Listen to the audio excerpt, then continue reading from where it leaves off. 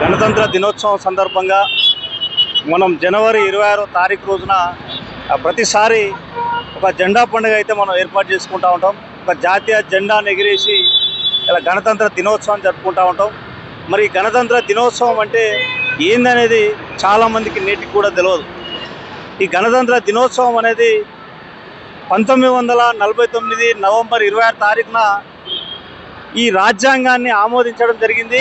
ఈ 1950 జనవరి 26 తారీఖున అమలు చేయడం జరిగింది. ఈ భారత రాజ్యాంగంలో పొందుపరిచినటువంటి ఎన్నో హక్కులు, మహిళా హక్కులు కావచ్చు, ఇలా చదువుకునే విద్యా హక్కులు కావచ్చు, పౌర హక్కులు కావచ్చు, ప్రాథమిక హక్కులు కావచ్చు, ఇలా మనం వేస్తున్నటువంటి ఓటు కూడా ఇలా భారత రాజ్యాంగంలో కల్పించినటువంటిదే.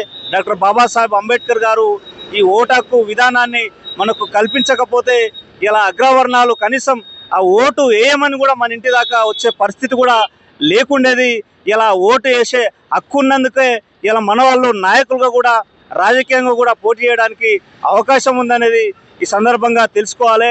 ఇవాళ డాక్టర్ బాబాసాహెబ్ అంబేద్కర్ గారికి పూలమాల వేయడం జరుగుతూ ఉంది. ఇప్పటి వరకు కూడా కనీసం ఒక్కరు కూడా వేసినటువంటి పరిస్థితి లేదు.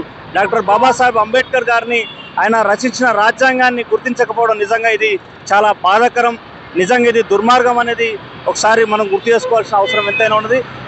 ఇందాక కొన్ని దిక్కులు చూసినట్లయితే ఈ గణతంత్ర దినోత్సవం సందర్భంగా రాజ్యాంగం అమలైన రోజు సందర్భంగా ఇలా గాంధీ ఫోటో పెట్టి కేవలం గాంధీకే పూలమాలలు వేయడం జరుగుతూ ఉంది, గాంధీకే నివాళులు అర్పించడం జరుగుతూ ఉంది. ఈ భారత రాజ్యాంగం అమలైన రోజుకి ఆ గాంధీ ఒక 2 సంవత్సరాల ముందే చనిపోయిండు.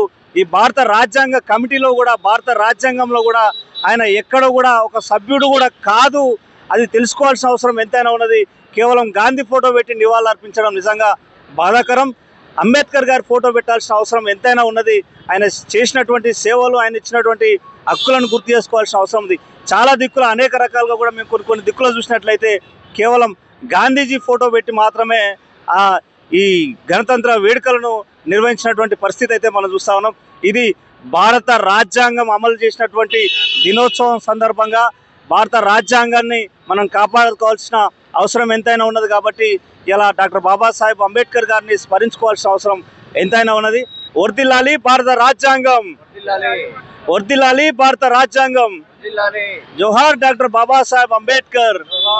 సాధిద్దాం అంబేద్కర్ గారి ఆశయాలను, సాధిద్దాం మహాత్మా జ్యోతిరావు పూలే గారి ఆశయాలను. జై భీమ్. Thank you.